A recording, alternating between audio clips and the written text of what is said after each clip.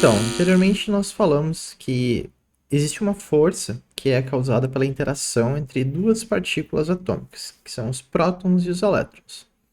Inclusive tem uma expressão popular, né, que vocês podem associar com esse fenômeno, que diz: os opostos se atraem.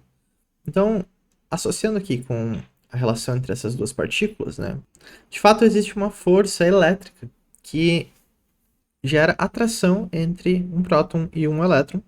E da mesma maneira, duas partículas iguais, ou seja, dois prótons ou dois elétrons, quanto mais próximos eles estiverem, maior vai ser a força de repulsão entre eles, ou seja, eles vão ter uma tendência de se afastar.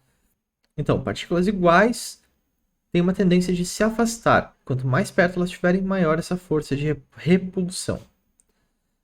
Quando as partículas são diferentes, então próton, elétron, próton, vai ter uma força de atração entre as duas. Bom, nós falamos anteriormente também que existem algumas variações ali na quantidade de elétrons ou de nêutrons de um átomo. Então, em relação aos nêutrons, essas variações são chamadas de isótopos. E, dentre outras coisas que nós não estamos estudando aqui, isso pode alterar um pouco a massa total desse elemento. Agora, os íons são os átomos que ganharam ou perderam elétrons. E agora que a gente vai estudar carga elétrica, a gente vai se concentrar nesse conceito de ganho ou perda de elétrons. Então, a carga elétrica, nós vamos definir aqui como a variável Q maiúsculo. E a carga elétrica de um átomo ela pode ser calculada pela diferença entre o número de prótons e o número de elétrons, multiplicado por uma quantidade elementar aqui. E essa constante E minúsculo aqui corresponde ao módulo de carga de um único próton ou de um único elétron. E essa quantidade ela é definida por esse valor aqui, 1,6022 vezes 10 na menos 19, e a unidade é chamada de Coulomb. Então, essa unidade Coulomb é a unidade de carga elétrica. E toda carga elétrica vai ser composta por múltiplos inteiros desse valor. Ou seja, essa diferença entre o número de prótons e o número de elétrons só pode resultar em um número inteiro, positivo ou negativo. Então, é importante observar aqui que quando houver mais elétrons do que prótons, ou seja, o número de prótons é menor do que o número de elétrons, essa diferença vai ter sinal negativo e a gente vai ter carga negativa. Quando o número de prótons for maior do que o número de elétrons, ou seja, esse átomo perdeu elétrons, em vez de ter ganhado, ele perdeu elétrons. Nesse caso, a gente vai ter uma quantidade de carga positiva, tá? Um múltiplo inteiro aqui desse valor E.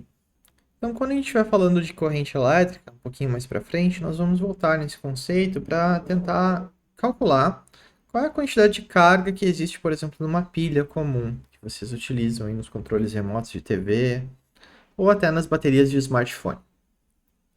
Mas uma pergunta aqui que a gente vai resolver agora é: como é que a gente pode avaliar quantos elétrons estão faltando em 1 coulomb de carga? Ou seja, esse valor que a gente viu aqui da carga elementar, né, da diferença de um elétron ou de um próton, ele tem um módulo que é um número muito pequeno, 1,6 vezes 10 a menos 19. Essa vírgula aqui ela vai deslocar 19 casas para a esquerda e vai ficar um número muito, muito pequeno de coulombs.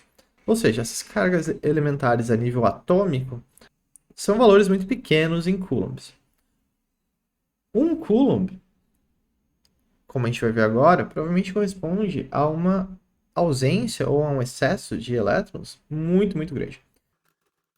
Então, nessa pergunta aqui, quantos elétrons estão faltando em 1 coulomb positivo de carga? Então, vamos ver.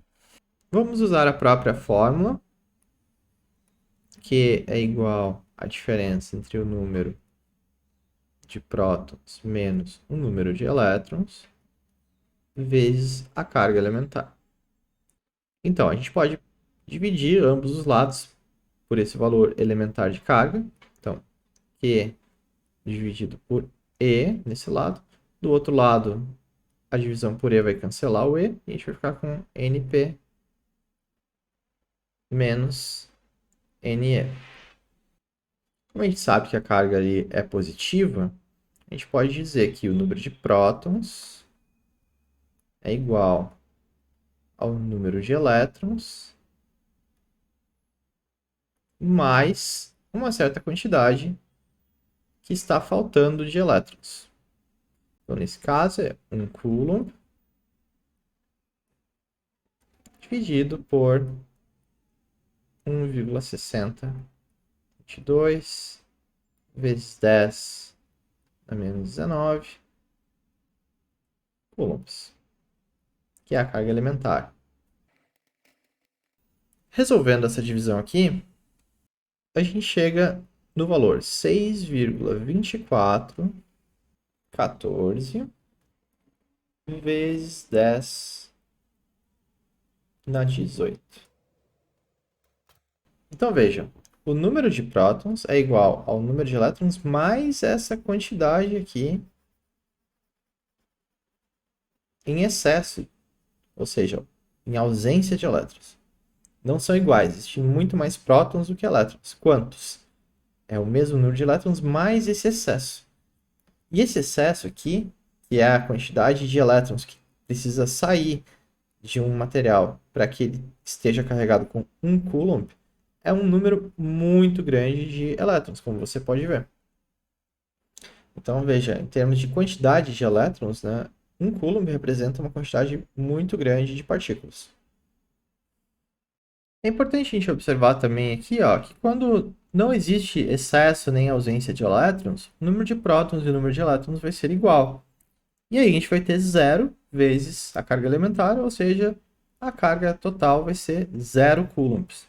Isso significa que o elemento ele está neutro, ele tem carga nula.